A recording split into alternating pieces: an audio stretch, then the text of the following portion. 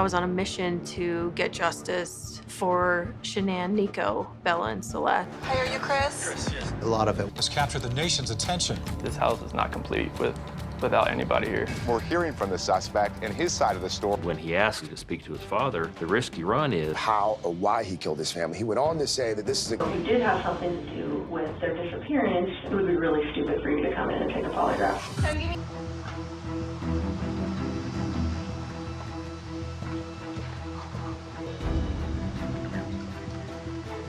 Scott, how you doing? How's it going? So this is the only vehicle she would have? Only one that, yeah. She would drive? Okay. The fact that Shanann's car was still in the garage, and to add up to the officers, like, this isn't right. There's something. Chris? Okay. You checked upstairs, she's not there. I just want to make sure she's not passed out somewhere. Is she diabetic? You mind if I look around? Go ahead. Okay, thanks. Gone. Their blanket they sleep with, they don't leave anywhere without them. Good. Is any of her clothes, anything like that missing? Yeah. It didn't look like she went through and packed up No, I mean, a bag or anything. This, all that, the bombs. Did she tell you anything about leaving, moving out? Not moving out. I mean, the last time I talked to her was this morning. She said she's gonna take the kids to a friend's house, and then she asked where she was gonna be. And then I've texted her today and never heard anything. But cars here, cars are here. Unless somebody came and picked her up. But the people that I know, nobody's heard from her, nobody's seen her. I last saw that person that's missing. This is her purse? That's her purse. It's her medication. She takes these, her medication's still in here. In Shanann's own medications, Celeste had a very significant. Does she work? Yeah, she works from home. Oh, from home? She works, this is her lifeline. The people that know Shanann know that she was very attached to have the purse, her car, the car seats, all of those things still left inside. It seemed very, very strange. You guys have any kind of issues, marital issues, or? We're going through separation. You are? Did you guys file it yet or anything, or just talking about it? No, we're gonna sell the house and do a separation. And how's that going? It's going Civil for the most civil. part, or? At that time, of course, we're thinking, is she Security camera would catch any of Shanann friend. Nate came forward and showed the police body camera. If any action would have happened, any cars or anything left your house, I would have been like right in that area. They should have picked me. Oh, it'll pick up anything coming down the street this way. You know where that trigger is? Oh, yeah. Okay. At 5:27 a.m., Chris backing his truck up into the driveway and then into the garage. We usually park out there on the side. I just want to get everything back in. Be easier to lug everything out there, all the tools that I had to bring in. What the video shows is Chris making several the driver's side of the vehicle, which is on the other side of the car from the angle that the camera is placed. So you can't see. Loading my stuff up in my coolers, my water jugs, my book bag, my computers, some of the tools that I have in the toolbox. I knew I was going to have to do some pumping into rubbers today. That's why I was out so far. I was definitely them up to take them on a play date like Chris had said, but Shows that truck leaving at 5:45, and the part of a thorough investigation. Chris, I had noticed that he was looking down at his phone a lot, he was looking away a lot, and every time he did say no cars came through, because I guarantee with the headlights, it picked up the headlights automatically. And my Vivint said that at 5:27, my garage door was left open. I definitely was watching Chris's body language, and at that point in time, he definitely could have been freaking out because his wife was gone and his children. No. The officer. Forensic search of that house. Hey, are you Chris? Chris, yes. Chris, Officer Lyons with the Frederick Police Department. Stop us press.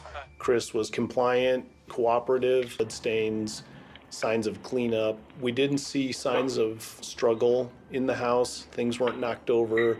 Things weren't broken and damaged. They are really organized people. Canines, cadaver dogs was missing, which we thought was a little out of place. We didn't find any evidence. They're safe right now, and with the kids, I just want them back.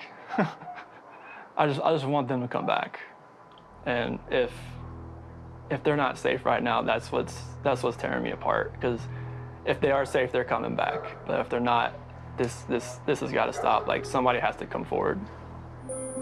Did you guys get into an argument before she left? It wasn't like an argument. We had an emotional conversation, but I'll leave it at that. But it's just, I want everybody to just come home. Like, wherever they're at, come home. That's what I want.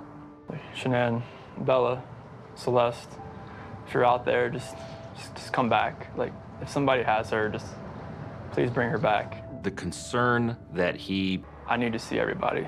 I need to see everybody again. This house is not complete without anybody here. Please bring her back. I think we were all in shock. And I recall immediately, we need him in a room with us that's recorded. Doorbell detects a visitor. It showed Nicole dropping her off. 2 a.m., Shanann gets in bed with me. At that point, we had Shanann's phone. And some of the things that we were learning from going through Shanann's phone is that she'd been talking to a lot of her girlfriends about Chris becoming. Crime scene analysts are still combing through Chris's residence. We're still following up on leads. Witnesses are being interviewed. He had been taking photographs of the area from where at that time Chris Watts worked, an oil field, known a white sheet. Knowing that the bed was stripped, first thing we wanted to do was find out if the pattern on those. They also found an area of disturbed dirt.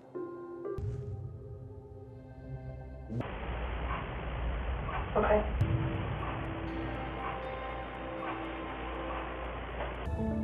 You know that you're recovering the bodies of 2 small children. This is going to be a huge undertaking. We questioned whether small children. One of my CSIs went up and opened the inlet, and we found a tuft of hair along the inside of one of the hatch at the top, and then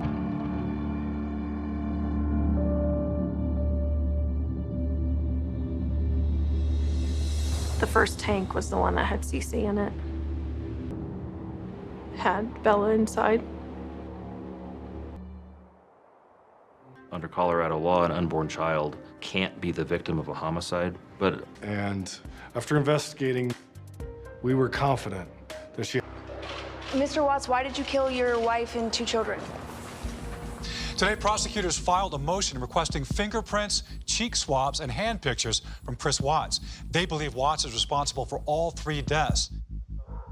It was just utter disgust and shock afterward. Hopefully something comes up, dude.